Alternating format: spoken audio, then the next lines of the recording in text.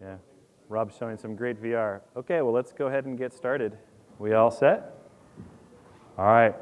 Welcome, everyone. My name is Eric Grab, and I'm going to be your moderator today. And this is it. This is the last session. Thank you for coming. We do get the benefit is we do get the last word in live streaming, so this is it. All right. So here's what we're going to do today.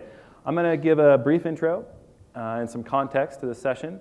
Then going to let the panelists introduce themselves. We just have a couple slides. It's really going to be mostly talking discussion. We do have lots of questions from that's in the panel description. We're going to attempt to answer those. We also have more. And I'm also going to make sure we can get questions from the audience. Actually, feel free anytime to chime in if you have a burning question. We'll also have, towards the end, I'll make sure each of our panelists gets to answer the question, what's coming in 5 to 10 years? Because this panel is really about the future. And we just had Rob running around with the cool VR set, right? So, I mean, we know that there's more to video than just, what we've seen in the past and today. There's a lot of great stuff coming in the future. And so that's the plan, and let's just get started. So my quick introduction is I'm with New Lion. We've done about 50,000 live events last year, streaming video, and so we're really excited about this space. And one thing about this show, which I'm very grateful for, is that we've gotten past the question, hey, is the internet important? Is the internet ready for video? It absolutely is. In fact, we've seen in all the different presentations and products that this is a maturing business. Now, it's far from being completely mainstream. It's far from being without disruption. There's still a lot of exciting things happening. And what's clear, though, is that it's not if it's going to happen. It's much more of a question of when. So I'm glad we're past that stage of asking, oh, is the internet going to be interesting for video? Of course it is. It's the future. So there's really no discussion there. So the real question is, when is it going to happen? How is it going to happen? What are the details? What's going to happen? What are the big challenges to making this live video through the internet really be something that's a great experience? How is it going to be different? How is it going to be better? Because it can't just be the same. And so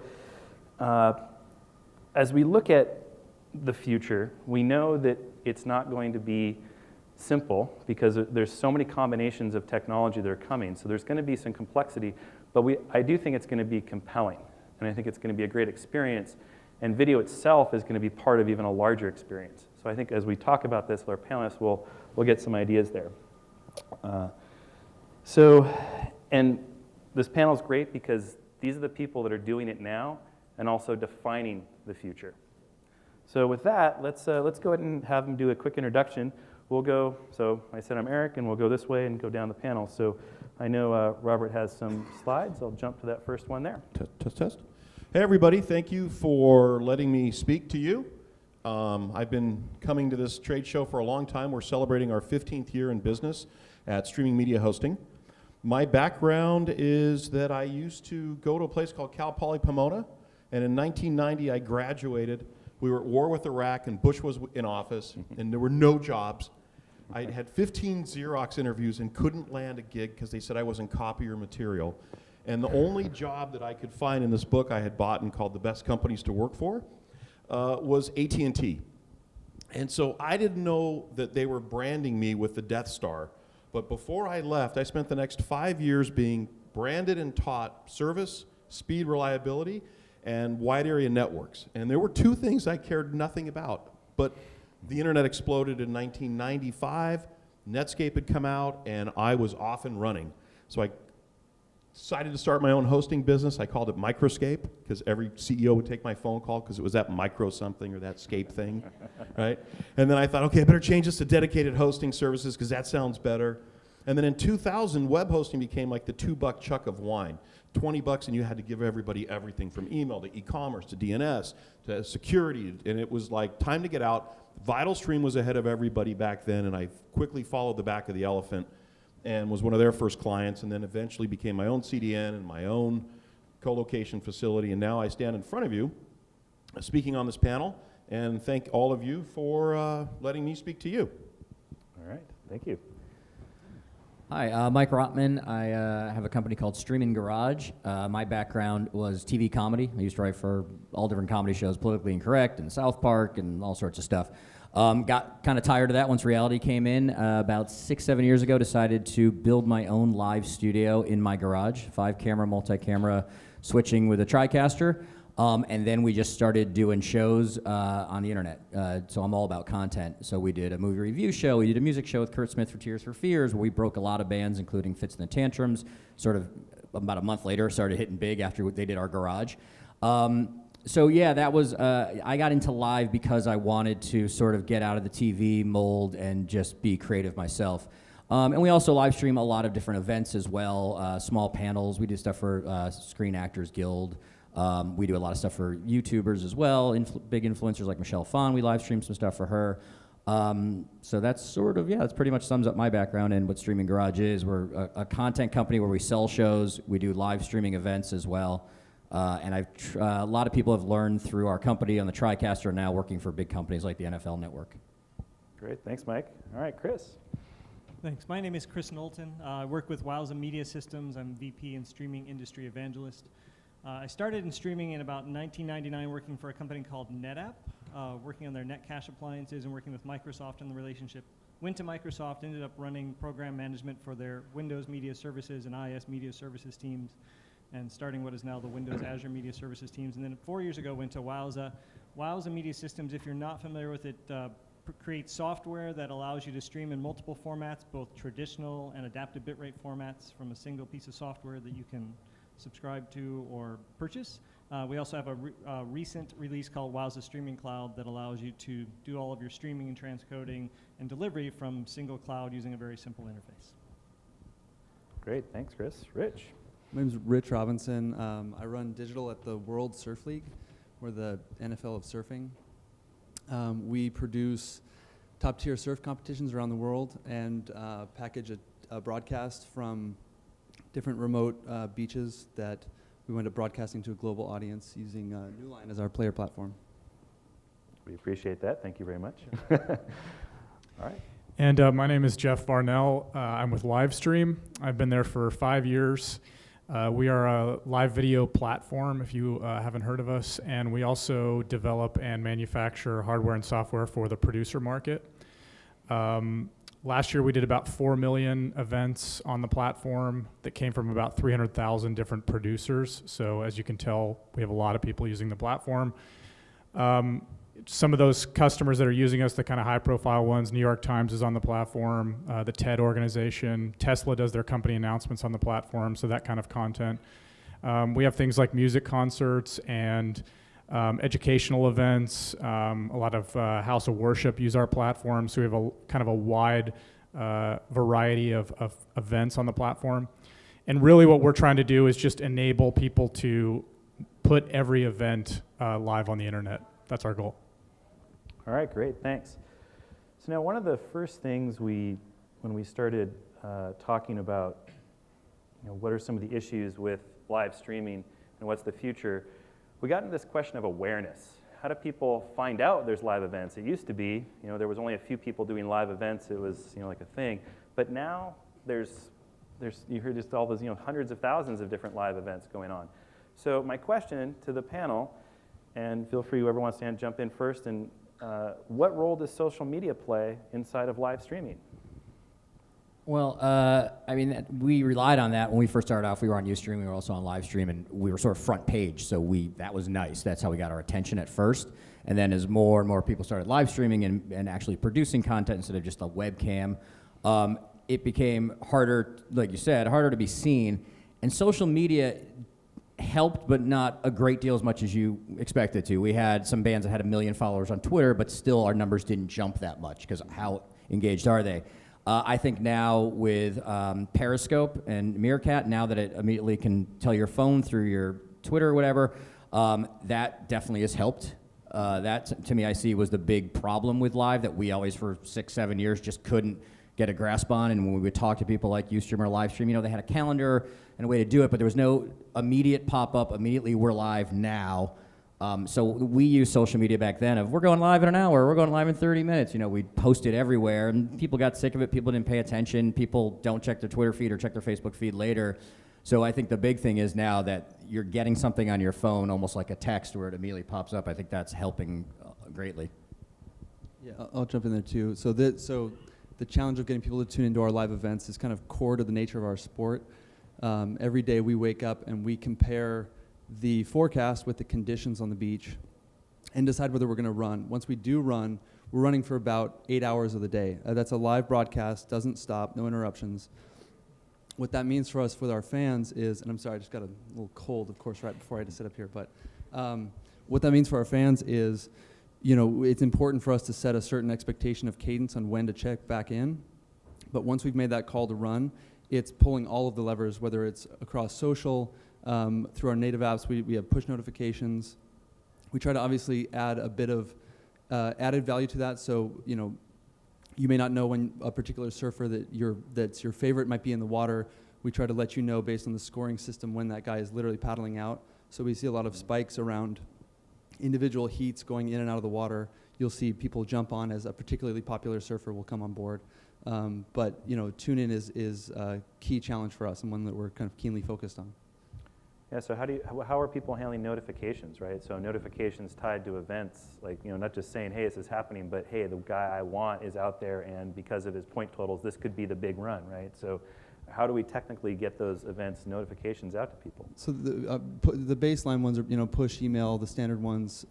Things we're starting to explore are, you know, Facebook's coming out with some tools through mentions where you're able to kind of create a more one-to-one connection with individual people. And plug in APIs to start communicating with people on a chat profile. WhatsApp as well, trying to find, and WeChat, I think is the other one. Finding other ways to kind of establish a one-to-one connection with people on chat platforms where we can. We did a broadcast recently where, and it's amazing because the agents for artists have found this pot of gold, and it's called their Twitter account, right?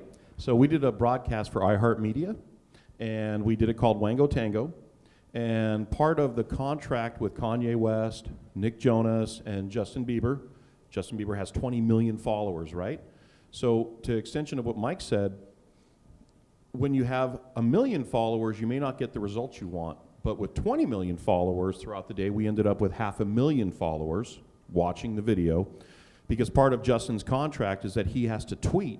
And this is kind of what Mike mentioned, is that now there's technology where you can get instant gratification notification and click a button, and his tweet message is, I'm coming on stage. Now, personally, it cost me a lot of money because I was the host, and the bandwidth bill would have been double had Justin put the link in on where to watch him instead of just go find me on live, right? So I look at what social was and what it could have been, and it had a humongous effect on the success of the event. And if he had tweeted the URL of where to find it, I believe the numbers would have even climbed higher.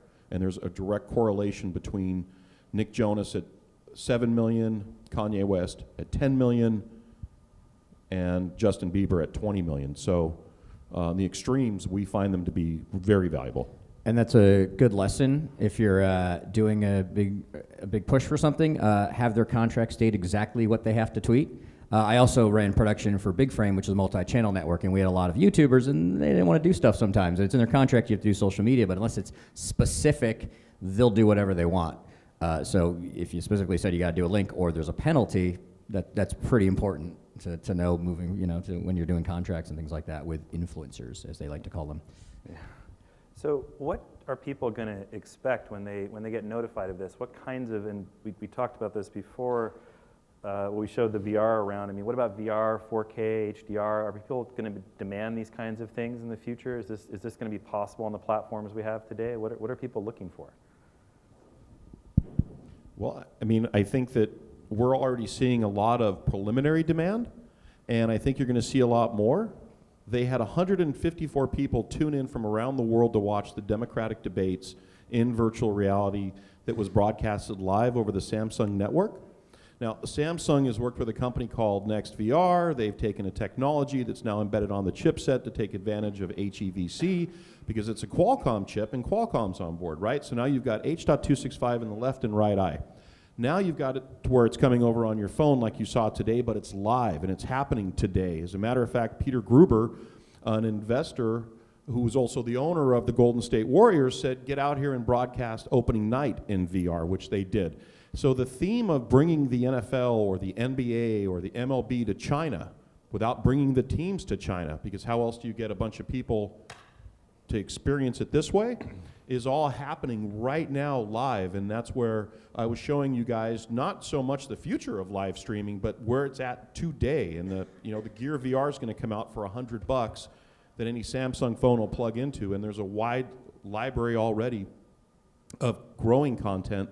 And leaders like Jaunt, that took a $75 million round from ABC, is in Syria right now trying to capture as much information as they can. You have Next VR that just did a $30 million round. I think Comcast completed it. So these guys are racing ahead to bring you live video content immediately. And then in the other room, we have guys like Video Stitch that have already been out there ahead of some of the other companies, just not as high profile. So there'll be winners and losers, but it's coming like a freight train, and I think the expectation is amazing. I was talking to Rich about the new video they released that was unbelievable, where you could be in a wave and be circling and be behind them and be able to watch it, and now it's taken that level of interaction between me and video to the next level. So now my expectation is, where is your awesome stuff? I mean, I think that's kind of what you guys are doing. You're really raising the bar. Yeah, I mean, and we're experimenting in that space, and we've seen a lot of great. We can obviously deliver experiences that you can't get otherwise. You wouldn't know what it was like to be barreled in Tahiti without one of our surfers taking that camera in with them. I will say though, that one, that's a VOD component. When we start talking about live streaming, I am hesitant to say that we know exactly what how the story winds up being told in VR in a live context. I think it can be a great opportunity to provide that access to the beach that otherwise people couldn't get, but we do still see there being an importance on the broadcast itself and on kind of the way in which the broadcast team tells that story and tells you where you should be looking. Whereas that VR component in a live context, I think, is a really great kind of adjacent experience that we can provide as a value add to the story. But we'd expect, you'd always want the broadcast maybe in your ear, so you heard the commentary, you understood the color of what was going on at the time, and kind of, piece it together. So I guess one of the questions then is the infrastructure ready for this? I mean, Chris, can Wowza do 4K yet? Or, can we do higher resolution? That's a softball question. I know, yeah, but I mean, is it ready? Yeah, Wowza can do 4K, but all the pieces aren't necessarily there to do everything that you want to do. It's really difficult to piece everything together. So we do have customers that are using 4K and have tried it for live events. But the challenge is getting all the pieces that you need, especially if you need other things like captioning and you want to hit all devices, and do I have the right codecs on the devices if I want to use HEVC, H.265 or VP9. So all the pieces are there separately. They don't necessarily fit together seamlessly all the time. It's much easier today to go with a 1080p and then look at some of the technologies that are coming around, HDR, wider color gamut, more bit depth, that will provide a much better experience, arguably, than the 4K stuff will. But 4K is definitely there. It's on the cusp. And as more and more TVs and other devices have support for it, I think the demand will continue to go up for content to actually be available on those devices. So that brings up the question, actually you made that point. What does make it better that it's on live streaming over the internet with all these technology? I mean, can you guys talk about why is it better? Well, we're talking about 4K and VR, and I find that, we were very heavy production. We had 5 cameras while people were still doing their webcams. And I still find today that people doing their webcams still get more views. People want to just interact. And it's online. It's creeping up, but it's still a very young age, especially with YouTubers. It's 10 to 12-year-olds, 10 to 15-year-old kids watching. They don't seem to care about the professional quality. And whenever I ask about it, they're like, "It's not TV. I don't like TV. Why would I want to watch something that looks like TV?" So my question to be for that is, we're all kind of in this space and we're all kind of nerdy and we're experts about it, but I don't know if that's what the consumer wants right now. I certainly would love to have the consumer kind of ramp up in age a little bit to go for, I always try to do smarter content, so I left TV. But you know, and then I left, heading up a YouTube company production because it was even lower than reality TV sometimes. But to get back to your question, to kind of combine the two is, you know, what people enjoy about live is the interaction. You know, take away sports, 'cause I think sports will always be great live, whether you call it on the internet or wherever the content device is at this point. But if you're talking a show, whether, you know, it's a talk show or a music show, people want to interact with almost one single person. They like that there's the influencer, the star. They want to know more about their life and see kind of what the life is around them. And I still think we haven't cracked that nut past that yet. We're still that gets you views. That's where the brands are still going to. When, you know, how do we get it past that into a TV sort of live feel, you know, into the next step? And I'm not sure if that matters that it's VR or 4K. I think there's a content problem still. And we might never go there. I mean, that was kind of one of the things that drew me into live on the internet when I first got into this business, is that the interactive piece to it had never really taken place on television. It's the first time that these people watching the content can ever ask questions with these celebrities or whoever's on the camera. And so there's something kind of magical about that. Yes, it's low quality, but it's absolutely something that people enjoy to experience. I think the quality of it can get better, for sure. But I think that is what makes live online a lot more interesting than live on television, is that interactivity piece. It fits well with computers, it fits well with mobile. So you can see that with NBC, with that crazy game show thing they were doing. They were trying to do these weird interactions through Skype, and it just doesn't work. It's not the same thing because you're sitting passively, you know, you're sitting back in your couch as opposed to on the computer and actually talking to somebody. The overproduced, really fun stuff does not appeal to anybody under 30. They just don't care. And this isn't a very important topic, right? So it's the professional high value production or high cost production versus, I got my little phone and my webcam and Periscope. How do you compete? Or what is the dynamics of making it work where there can be people doing their own little thing but big things, and how do you make that stuff work? Well, I mean, it's measured by CPM, cost per thousand, and if you're doing user-generated content, that's anything that's not considered premium content, you're going to get $3 per 1,000 people. And if it's on mobile, you might get $10 because they're hoping they buy Candy Crushers, right? As long as you get mobile views. Premium content, right, demands a higher value. And just kind of take a step back too, I also would love to find out if we could ever know. So we have DirecTV, and anytime they say you want to watch on demand, I always clip SD, not HD, because I don't want to wait for it to download. And I would be curious to know what that number looks like across the board of how many people cared that they could watch their program instantly in SD and be just fine versus waiting for the download to watch it in HD. Well, sure, and I think maybe one point in this is that, you know, quality doesn't necessarily mean a sell. I think it's a value of accessibility on how they can get it, how quickly they can get it, and how interactive it's going to be to get them engaged, right? And can they actually ask questions to people on the fly? Those things matter. I wonder how much this ties in then with second screen. Like 2 years ago, second screen was all the buzz. I could pick up my iPad, I can interact with what's going on, or other viewers who are watching a particular program.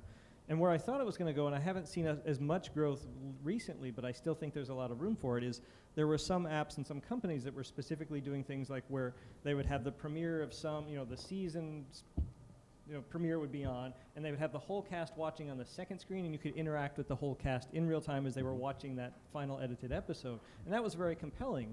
I think for some people the challenge was having two devices and streaming to both, and I suspect that as we go towards 4K and we have more real estate, you can actually do things where you'll have sort of the two pictures on the same screen, and you'll get a keyboard with your television. You'll be able to interact directly with them that way, and maybe also work in the back channel so you actually have video going back to them and they can actually talk to you directly. Yeah, well, I produced something called the X Factor pre-show. So it was X Factor a few years ago. They did this pre-show sponsored by Pepsi, and they had a second screen through Verizon.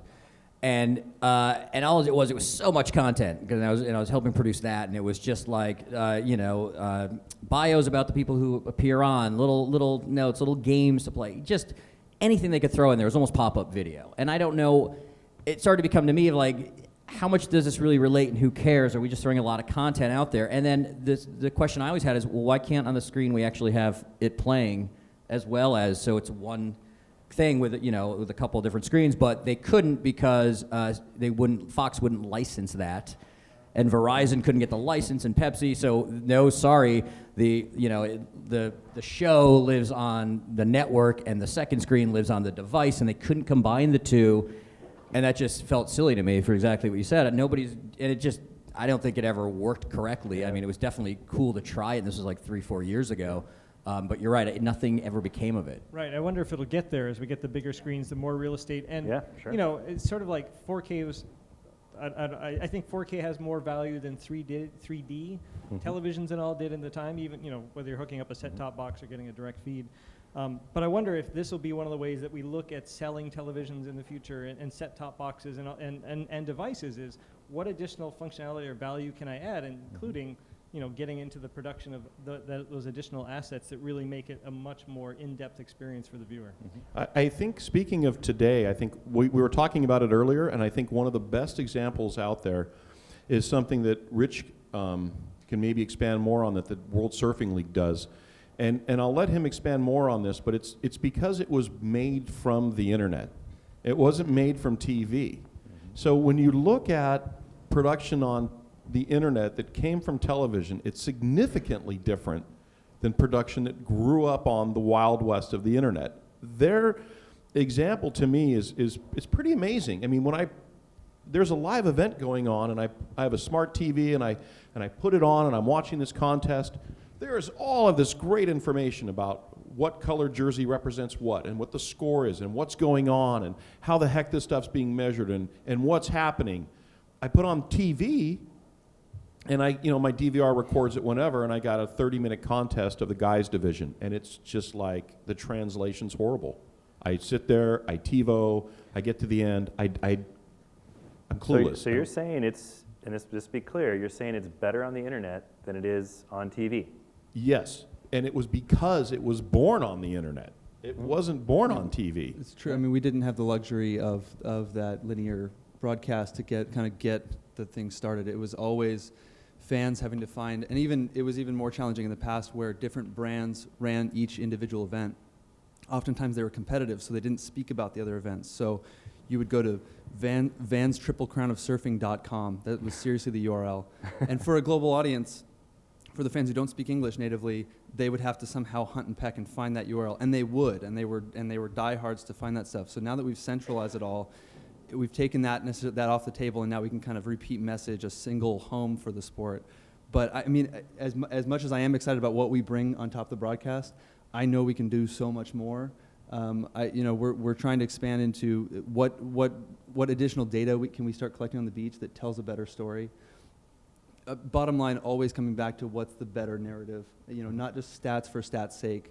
MLB does a fantastic job of showing every single stat you could ever know about every single thing. I'd challenge some of them on how you draw it back to whether it has impact on future outcomes. But it's all fun fodder for the conversation. I think we can just keep pushing that and keep demonstrating ways in which just that passive viewing experience is bested by what you can do on the internet. All right. So before I get into them giving their predictions for the next 5 to 10 years, do we have any questions from the audience? People want to ask? Quiet. All right. Well, let's go down and give some predictions about what's coming in that 5 to 10 year window. What's going to be different about live streaming than it is today, and what are actually, and even a time, what are some of the big challenges we have to overcome to make this work? Right? It's like I said, we're not quite mainstream yet, but boy, it's coming fast, and a lot of energy is being applied to live streaming over the internet. So what's going to happen in 5 to 10 years? Actually, let's see. We'll go in the end. Go ahead. We'll have Jeff go. Okay, so I think our focus is really, our customer's really the producer of the content. And so that's where our focus is now and moving forward. And what we see in the future is, wireless is getting better, connectivity is getting better. You used to have to produce content from a satellite truck. That's now been reduced to the back of a room. And we see that getting scaled down even further. So if you can just in your mind think about wireless cameras all over the room, pulling HD back into one, little device, and you're basically producing a high quality live show from that little device. that's where we see things going. It's going to enable a lot of people to become much more professional producers of content. It's going to allow that kind of user-generated content to go up a level, and it's just going to allow that many more people to put their events online. All right, Rich. I mean, rather than telling you where I think it's going, I'll just tell you what I want. I'd love to see the ad space start to get cleaned up. I've sat in a handful of sessions where it seems like we're making good progress, but that is still a sticking point. Whether you're talking about ad blocking or programmatic ad buying, ways that content publishers can get plugged into networks to kind of find the value where it is, because I think there was probably a lot of really great content out there that just hasn't found a home or found legs because it couldn't find financing, and that's unfortunate. I think if we get to a point where those networks can be spun up more easily and plugged into that content, you can find. Well, so is that problem less an advertising problem and more back to that awareness and getting support? I think it's the ecosystem. I think it's the whole. I think it's the ways in which advertisers are demanding particular units. It's the way that end users are tuning out because they don't agree with what the advertisers think they want to buy, or it's the content producers stuck in the middle saying that we want to produce the best thing that we can, and we're trapped in between these two people, these two parties. It is certainly getting easier and easier to filter advertising, both from a technical standpoint and people's even psychological filtering of, oh, there's an ad, let me turn the volume down or turn away from the screen, because they can actually do that, and it's less integrated perhaps into the things. And so, yeah, it's difficult to figure out how advertising is going to it needs to transform, I believe. And in ours, we talk a lot about integrated branding, integrated content, where we're trying to bring the sponsor into the production of the event and trying to make it as seamless as possible. It's not the Coca-Cola thing. We try to find logical ways in which they can be incorporated into the structure of the event. But continuing to kind of move in that space. All right. Chris, the big predictions. Don't know how big they are. We'll see. I think there'll be more live content. It feels like we've been moving sort of towards the VOD model more and more increasingly. But I think as the bar comes down for creating high quality content, live content, we'll have more people who are out there trying to create it, generate that buzz, that interest, and get engaged with people, because we sort of lose that engagement. The more you go to the time shifted content, you really lose that. It's all the sort of remote experience. Secondly, I think it's going to be more interactive along the same lines of 4K and sort of having the second screen experience back on the first screen and being able to do some things there. And I think we'll probably see that, interestingly, probably coming through things like game consoles and other and set-top boxes that just have a lot more oomph to them, so you can really do some very interesting interactive experiences with 4K on a big screen. And I think last thing, the problem that you've already highlighted about discoverability, I suspect some people are going to get really smart about content aggregation by interest. There'll be some way to say, I'm interested in surfing. There'll be one destination you go to, or maybe there's one site that just sort of rolls up all the live streams happening around the world, or a whole bunch of them. And then you can filter by interest, and then you get the top 10 recommended ones. You actually go find that content. So I suspect it'll be that tying in with social media will provide a way of discovering the content based on what your interest is and what you want to watch right now. Okay, interesting. Okay, Mike. We'll go from present to future, or right. past to present to future. So we were one of the first companies that started this whole multi-camera crazy, and we had a lot of companies follow what we were trying to do. Mahalo, The Room Live, a lot of startups. Everyone pretty much failed because there wasn't money in this live thing, this live multi-camera. And now, as live gets bigger, I'm still not quite seeing that people want the content so much. In terms of like a show, like I was saying earlier, they definitely like interacting. They like watching sports, and I think that still is what we're looking at. Because now with Periscope, a girl who's sitting there as an artist in LA has made more than any of us have in the live streaming in the last 5 years. Any of our professional companies have, in terms of content companies, which most, again, are gone at this point. But now we're starting a phase 2 of that, and I see a lot of these companies doing the same thing we were doing 6 years ago, trying to do these shows and with influencers or whatever, and I still don't see the big numbers unless you're talking about a big concert with a Justin Bieber or somebody like that. But the typical, we're going to put on a great show still doesn't seem to resonate. What I do see working, like I said, is something like a Periscope, and I really feel like that could be the next phase of take that. There's so much stuff going on Periscope, and honestly, 99% of it is people just talking to the camera, just like it was for vlogs, that I think anybody over 30 doesn't quite still understand. But I think there's something in it that around the world, those people can sort of become the newsmakers, like, or you know, sort of the documentarians of actual news that's going on. So now there isn't necessarily a network news filter. And I see that as a possibility of how live can really hook and do something new and get away from we're going to create a show and make it like TV and hopefully people will like it, as opposed to there's somebody in Syria, there's somebody in Egypt, there's somebody, you know, wherever, doing their own news take and just kind of broadcasting live even without their take on it, just the camera. And we did we did a show called Take My Bitcoins. We gave away like $40,000 worth of Bitcoins in a worldwide game show for 22 episodes live on the internet. We thought it'd be great. We did a 1970s style game show. And most of the people who were participating were not in America. I mean, we had 200 or something countries, or 20 countries, 208 winners. And it was Egypt at like 6 in the morning, and Israel. And so they're much more into the technology than people here, and they just didn't think that was a big deal that we were doing a live show and giving them money. They just thought that was evolution. So I see them as possible newscasters once you start getting to more Periscope live things like that.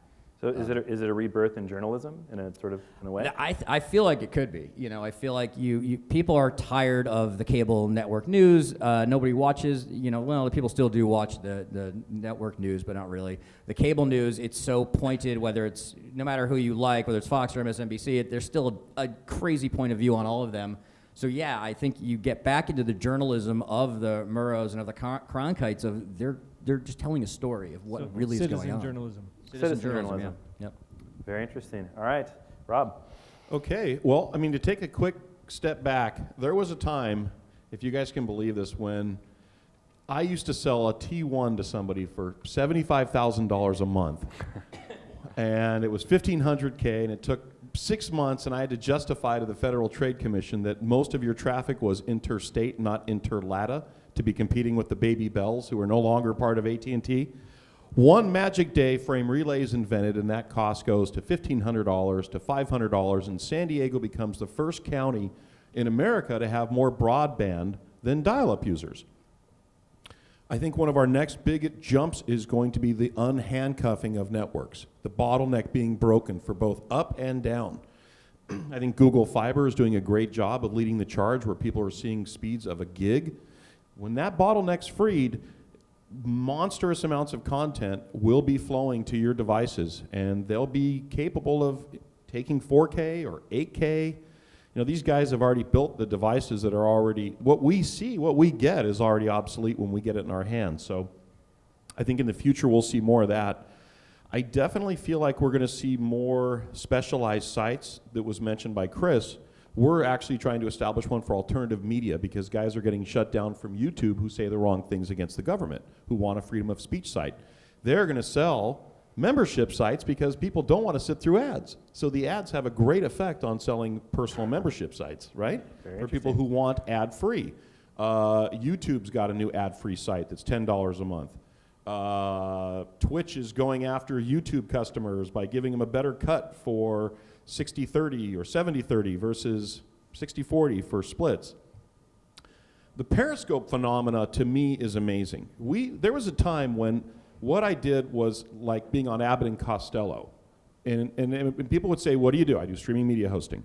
What does that mean? I host streaming media. What do you do? What's your company called? Streaming media hosting. Okay, I get that, but what is it you do? Okay, we host streaming media. Okay, let me see if I get this correct. You are a company that hosts streaming media, yes, and you're called streaming media hosting, yes. What is it you do? YouTube gets bought and MySpace gets bought, right? Billions of dollars, and everybody goes and plays with it for free at what we'll call a consumer level. Periscope is doing the same thing with live because everybody played with it for free at a consumer level and then wanted it customized for an enterprise level, enabling folks like me, streaming media hosting, to make money selling you a service that could be private labeled and could be whatever you wanted it to be outside the box of the free service, right? Periscope is doing the same exact thing, and it's evangelizing live, where many people who are beginning to use it now at a consumer level are no longer fearful of calling a company like mine and saying, I want to do a live broadcast. Heck, if I could do it with this, it'll spill over. And it's such a humongous ratio of VOD versus live. For us, it's 90-10. It can only go up. I think the multi-screen point that was made is going to be Iron Man in your face via virtual reality, with Facebook leading the charge with the Oculus Rift. Within 2 years, you'll see multi-screen in your face, and it will be like Iron Man, and your friend pops up. They've already got the technology where you and I could be at the 10-yard line of the football game. We click a button with our little controller. Now you and I move to the 50-yard line, and we're moving virtually at the stadium with different locations we can move to. I think one of the things we're going to see a lot more of is live linear, right? 24/7 linear programming that comes over live is like everybody thinks it's going to be in the future all about, I'm going to push the button for what I want. I think you're going to see a lot more channels being presented to you where content is either live or live linear, just like you see in TV today.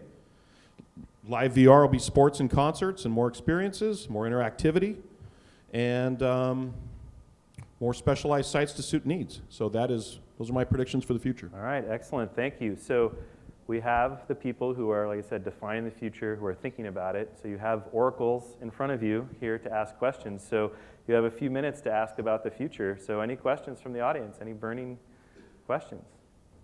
Oh man, you guys are ready to go, huh? Oh, here we go. Yes, and I'll try to repeat it so we get it in the camera. Content-wise, like World Surf League, whatever, what's on TV in Australia, let's say, you're not tied into. So the question, I'll try to restate that, is it's hard to restate that one. So is specifically to Rich and surfing, do you have some advantages maybe because you're on the internet, and because it's a sort of a different model? Maybe is that kind of what you're saying from a content perspective? Yeah, it's been interesting. We have still dabbled in some broadcast partnerships. So in Australia, we're actually featured on Fuel TV. Haven't necessarily seen a huge impact on tune in to our own broadcast of it. But it's just that opportunity to expose us to an audience that otherwise didn't yet know that we were around. But yeah, I think it's a huge advantage. I mean, one of the biggest things for us is that we were able to bring dynamic mid-roll advertising to our space. I didn't realize I was going to be the advertising guy, but I'll keep talking about it. But it was a big deal for us because we have a global footprint, and we bring on sponsorship. We bring on sponsorship from companies that have global footprints. So for Jeep, it means that they can run their winter ads for one hemisphere and their summer ads for the other hemisphere and reach our entire audience at the same time. And so that, to us, was kind of a big game changer for us in what we can provide to them, to the folks who are kind of footing that bill. Yeah, I think it puts us at a huge advantage where we're not necessarily as beholden to even just hardware constraints, even just kind of infrastructure kind of, I will say we are still trying to figure out, Scuddy tone, ways in which we kind of, there's still an expectation that we deliver a TV experience. A lot of the guys that produce our shows are from Fox Sports and from NFL, and these guys are used to producing these things a certain way, and the team expects that you come back from that ad exactly as you would if it was a linear broadcast. So we're held to very tight margins on a failover, but that doesn't necessarily prevent us from also wanting to participate in network inventory and be dynamic and deliver that individualized experience. So it's a challenge, but I think we're at an advantage against the traditional folks. It makes me think of one time somebody said that movies have become trailers for video games, right? It's like, you get involved and it starts a franchise and you spend all your time in the video game, a 2-hour movie. Sometimes I think now broadcast might be the trailer for the internet experience, right? Where you can really go really deep and spend a lot of time there. And so I think there's potentially complementary things. So I don't think anyone's going to say, oh, broadcast is going to disappear. I think the dynamics that are going to change and the monetization across multiple different distribution mechanisms, and especially live streaming, and being able to all of a sudden say, I want to go to that surfing event, but I want to see the 12 periscope cameras or 12, we keep saying periscope, but it's really just live cameras, that people are maybe running themselves could get that, and that gives them a better experience. That could be very interesting, right? Yeah, I mean, I'll tell that the story I mentioned on the call. We actually found good success. Our social team is very good about trying to keep an eye on what stories might be developing and seeing ways in which they can augment the broadcast by covering that story in a way that the broadcast can't. So, for example, we had a contest down the beach here in San Clemente where there was a particularly contentious score applied to a surfer's maneuver. He got out of the water, and it wound up blowing up on social, and it was a very heated debate about whether he deserved the score that he got. When he got out of the water, you logically wanted to hear his input, you wanted to hear his feedback. he lost the round, and we typically interview the winner. Broadcast was able to do a slight sliver of an interview and kind of get his thoughts on a light level, but then they had to go back to the next heat that was in the water. Right when we did that, our social team fired up a Periscope stream and followed him for the rest of the time all the way into the locker room and gave you a really personal look at how he was reacting to the whole experience and what his take was on it. It was a perfect way to kind of augment the broadcast and provide kind of added value. The trick that we're going to try and figure out going forward is how do we then logically throw you back to the broadcast? But I think for that person who otherwise might have been tuned out by the next heat that started, it at least gave us that added couple of minutes of time to be able to kind of keep you engaged and keep you involved. But let me play Eric for just a second to say, now, Rich, I think you're not telling the audience. When they say professional crew, like maybe you could speak on what Peter Mell does when he's remote and he's not in the, like, I don't even want to spoil it. We haven't gotten into too much of the tech. I mean, we're playing a lot with waterproof mics. Our commentators oftentimes... Yeah, so a lot of the guys are actually former professional surfers themselves. So he's talking about Pete Mell. He's a big wave surfer. He's used to surfing at Mavericks up north. Very comfortable paddling into 30, 40, 50-foot waves. So when we put him in the lineup, he sits there with a mic pack on his back and a water mic like this, and he's able to actually conduct interviews from the lineup. So the second that the heat ends, surfers paddle over to him, he links his arm to them, and then they conduct their post-heat interview floating with the camera on the jet ski from the back. It's really fun. We get to kind of explore a lot of new angles that I don't think most other sports have the opportunity to. That said, it would be fantastic to have a stadium and like bolted equipment and all the like beautiful, like be able to. Yeah, we're jealous on that front, but we definitely kind of lean into the on-beach environment as best we can. All right, well, we're actually out of time. Please thank the panel with me. And great job, guys.